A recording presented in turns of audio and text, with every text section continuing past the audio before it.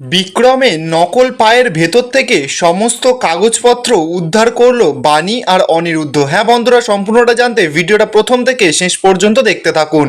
ধারাবাহিকের শুরুতে দেখা যাচ্ছে অনিরুদ্ধ আর বানি তো ছদ্মবেশ নিয়ে একটা ডাক্তারের কাছে চলে গেছে। বানি তো গিয়েই ডাক্তারটাকে বলছে যে আমরা আপনার একটা পেশেন্টের বিষয়ে খবর নিতে এসেছি। ডাক্তারটা তখন বলছে যে হ্যাঁ বলুন, কোন পেশেন্টের বিষয়। অনিরুদ্ধ তখন ডাক্তারটাকে সরাসরি বলছে যে মিস্টার বিক্রম দেব। ডাক্তারবাবু তখন সরাসরি বানি আর অনিরুদ্ধকে বলছে যে দেখুন, আমরা কিন্তু কোনো পেশেন্টের তথ্য আমরা অন্য কাউকে প্রোভাইড করতে পারি না। বানিতে এবার নাটক করা শুরু করে দিয়েছে, ডাক্তারকে বলছে যে ডাক্তার আমি ঠিক বুঝতে পারছি আপনার ব্যাপারটা, কিন্তু এই ব্যাপারটা না একটু অন্য রকম। বানিতে এবার কিছু কাগজপত্র বের করে ডাক্তারের হাতে তুলে দিয়ে বলছে যে মিস্টার বিক্রম দেব উনি আমাদের কোম্পানির অনেক উচ্চ পদস্থ ক্লায়েন্ট। অ্যাকচুয়ালি ওনার নামে কয়েকশো কোটি টাকা লাইফ ইন্স্যুরেন্স করা আছে। আর সম্প্রতি কিছু মেডিকেল প্রসেসে কিছু ডিস্টারবেন্সই ধরা পড়েছে। অ্যাকচুয়ালি সেই কারণেই আমাদের এই ভেরিফিকেশনটা। ডাক্তারবাবু তো এবার সবটা দেখে বাণীকে বলছে তবুও পেশেন্টের কিন্তু পারমিশন ছাড়া আমরা তথ্য দিতে পারি না। দাঁড়ান, আমি একটা পেশেন্টকে ফোন করে দেখি। কথাটা শুনেই তো এবার বাণী আর অনিরুদ্ধ এবার ভয় পেয়ে গেছে। বাণী তখন ডাক্তারকে আটকাচ্ছে, বলছে যে না না প্লিজ ওনাকে ফোন করবেন না। ডাক্তার তো এবার বাণীকে বলছে কিন্তু কেন, আমি কেন ফোন করব না। বাণী তখন ডাক্তারকে বলছে আমি আপনাকে বললাম না যে একটা বড় গরমিল আছে, তা আগে থেকে ওনাকে সতর্ক করা যাবে না। অনিরুদ্ধ তো তখন ডাক্তারকে বলছে যে আমরা শুধু এটাই জানতে চাইছি যে ওনার কোনো শরীরে গুরুতর শারীরিক প্রবলেম আছে কিনা। এর বাইরে কোনো তথ্য জানার আমার কিন্তু সত্যি কোনো আগ্রহ নেই। আনিও তখন ডাক্তারকে বোঝাচ্ছে, বলছে প্লিজ ডাক্তার আপনি যদি আমাকে এইভাবে না সাহায্য করেন তাহলে কিন্তু আমাদের এই পুরো প্রসেসটা ইনকমপ্লিট থেকে যাবে। ডাক্তারবাবু তো এবার অনেক ভাবনা চিন্তা করে বাণীর কথা বিশ্বাস করে নেয়, বলছে যে আচ্ছা ঠিক আছে, আমার পক্ষে যতটা বলা সম্ভব আমি ততটাই বলতে পারবো। বহু বছর আগে বিক্রমদেব একটা অ্যাক্সিডেন্টের শিকার হয়, আর এমন অ্যাক্সিডেন্ট ছিল যে ওনার পাটা পুরো খোয়া যায়। কথাটা শুনেই বাণী আর অনিরুদ্ধ পুরো চমকে গেছে। বাণী তখন ডাক্তারকে বলছে এসব আপনি কি বলছেন। ডাক্তারবাবু তখন বাণীকে বলছে যে হ্যাঁ ওনার কিন্তু একটা পা পুরো কেটে বাদ দিতে হয়। অনিরুদ্ধ তখন ডাক্তারকে বলছে কিন্তু উনি তো পুরো নর্মালভাবেই হাঁটেন, আমরা তো কখনো বুঝতে পারিনি। ডাক্তারবাবু তখন সরাসরি বলছে যে এটাই তো আধুনিক চিকিৎসার ফল। বিক্রমদেবের অনেক চিকিৎসা করার পর, অনেক বড় বড় অপারেশন করার পর এখন উনি একটা অ্যাস্থেটিক পা ইউজ করেন, অর্থাৎ ওনার একটি পা পুরোপুরি নকল।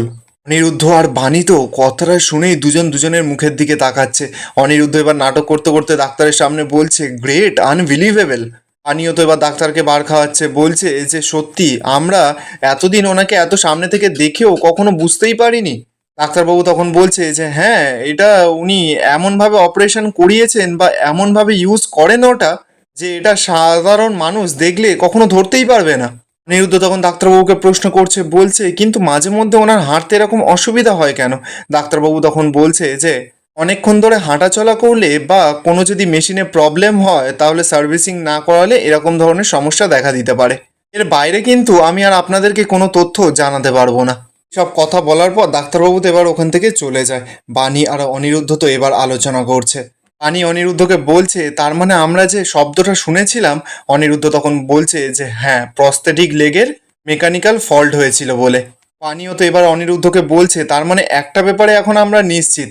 অনিরুদ্ধ তখন বলছে যে হ্যাঁ বিক্রম দেব অনেক কিছু আমাদের থেকে লুকিয়ে রেখেছে। অপরদিকে দেখা যাচ্ছে বিক্রম দেব তো বিদ্যুৎ আর কুয়াশাদের বাড়িতে চলে গেছে।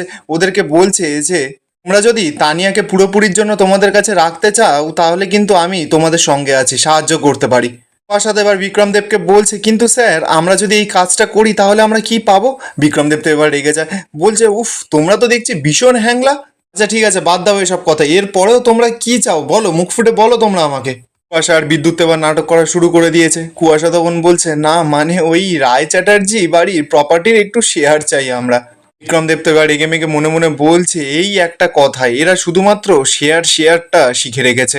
বিক্রমদেব এবার বিদ্যুৎ আর কুয়াশাকে বলছে আচ্ছা ঠিক আছে সেসব আমি নয় পরে ভেবে দেখবো, এখন তোমাদের জন্য কিছু টাকা আমি অ্যাডভান্স এনেছি। এই বলেই তো বিক্রমদেব একটা টাকার বান্ডিল নিয়ে কুয়াশা আর বিদ্যুতের সামনে ধরে।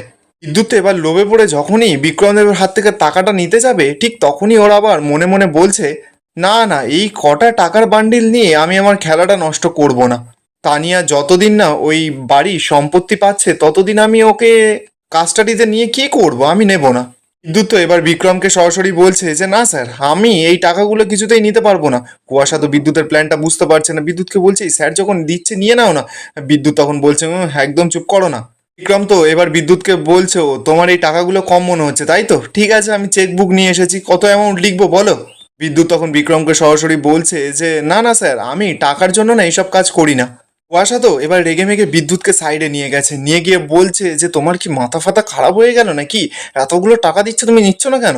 বিদ্যুৎ তো তখনই কুয়াশাকে বলছে যে তুমি কি ভুলে গেছো যে বাণী রায়বাড়ির মেয়ে। ব্যাস, কথাটা তো এবার বিক্রম শুনে নেয়। বিক্রম এবার বিদ্যুৎকে বলছে তুমি কি বললে এক্ষুনি, বাণী রায়বাড়ির মেয়ে। বিদ্যুৎ এবার নাটক করা শুরু করে দিয়েছে, বলছে না না স্যার, আমি কখন বললাম বাণী আমার রায়বাড়ির মেয়ে হতে যাবে কেন। বিক্রম তো বিদ্যুৎকে চাপ দিচ্ছে, বলছে বিদ্যুৎ তুমি কিন্তু নাটক করো না, সত্যি কথাটা বলো। বিদ্যুৎ তো কিছুতেই সত্যি কথাটা বলছে না। বিক্রম এবার মনে মনে বলছে যে সেদিন অনিরুদ্ধও বলল যে বাণী রায়বাড়ির মেয়ে, এখন বিদ্যুৎও বলছে বাণী রায়বাড়ির মেয়ে, তাহলে কি সত্যি বাণী ওই রায়বাড়ির মেয়ে? যদি এটাই সত্যি হয় তাহলে তো সব পাশা পুরো পাল্টে যাবে। মৌলিকে এতদিন ধরে যা আমি কাজে লাগিয়েছি সব হিসাব গুলিয়ে যাবে। না না, আমাকে প্রথম জানতে হবে যে রায়বাড়ির আসল মেয়েটা কে, তারপরেই হবে আমার পরবর্তী চাল। বিক্রম তো এবার বিদ্যুৎকে বলছে তার মানে তুমি আমার এই ডিলটাকে রিজেক্ট করলে, কিন্তু তুমি এটা পরে পস্তাবে। আমি তোমাকে যে টাকাটা অফার করছিলাম না, সেটার কথা ভাবলেই তুমি পরে পস্তাবে। আগে আমি তো ভেবেছিলাম হয়তো শত্রু শত্রু বন্ধু হয়, তার মানে আমার শত্রুও যে তোমাদের শত্রুও তাই, বাণী আর অনিরুদ্ধ। আগে তুমি যখন আমার অফারটা রিজেক্ট করলে, তাহলে যাওয়ার আগে আমি একটা অফার দিয়ে যাচ্ছি তোমাকে। তোমার যদি মনে হয় যে তোমার শত্রু আর আমার শত্রু বাণী আর অনিরুদ্ধকে শেষ করার জন্য আমাদের দুজনকে একসঙ্গে হাত মেলাতে হবে, তাহলে এই অফারটা কিন্তু 3 দিনের জন্য ভ্যালিড আছে। সেই অফারটা নিতে কোথায় আসতে হবে সেটা তো তোমরা খুব ভালো করে জানো, এখন আমি আসি। এই বলি তো বিক্রমদেব ওখান থেকে চলে যায়। এরপর বেশ কিছুক্ষণ সময় কেটে যায়। রাতের অন্ধকারে বাণী আর অনিরুদ্ধ তো বিক্রমদেবের ঘরে উঁকি মারছে আস্তে আস্তে করে গিয়ে। বাণী আর অনিরুদ্ধ হঠাৎ করে দেখতে পাচ্ছে যে বিক্রমদেব নিজের সেই পাটা, নকল পাটা খুলে বিছানার ওপর রেখেছে। বাণী আর অনিরুদ্ধ তো সেটা দেখে পুরো চমকে গেছে। বাণী অনিরুদ্ধকে বলছে ওই যে প্রস্থেটিক লেগ দেখলেন আপনি। এদিকে বিক্রমদেব তো নিজের নকল পাটা খুলে সোফার ওপরে রেখে ঘুমিয়ে পড়ে। এদিকে দেখা যাচ্ছে বাণী আর অনিরুদ্ধ মিলে তো একটা বড়সড় কিছু একটা প্ল্যান করে। অনিরুদ্ধ যখনই এবার বিক্রমদেবের ঘরে যেতে যাবে, ঠিক তখনই তো একটা গার্ড এসে অনিরুদ্ধরা ধরেছে। অনিরুদ্ধ আর বাণী তো এবার ভয় পেয়ে গেছে। গার্ডটা এবার অনিরুদ্ধ আর বাণীকে বলছে যে আমি কিন্তু বিক্রমদেবের নিরাপত্তার জন্য এখানে রয়েছি, আর মালিকের ঘরের সামনে আপনারা কি করছেন সেটা কিন্তু আমার বোঝার আর বাকি নেই।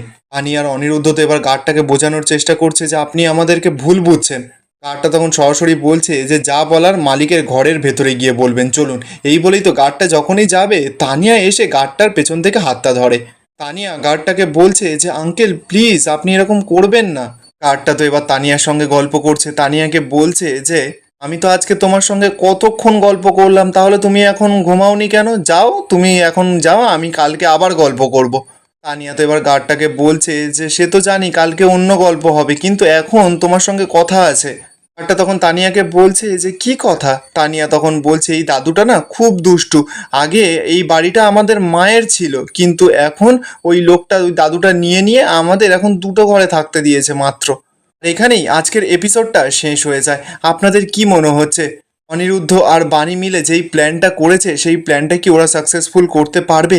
কমেন্টে আপনাদের মতামত অবশ্যই জানাবেন।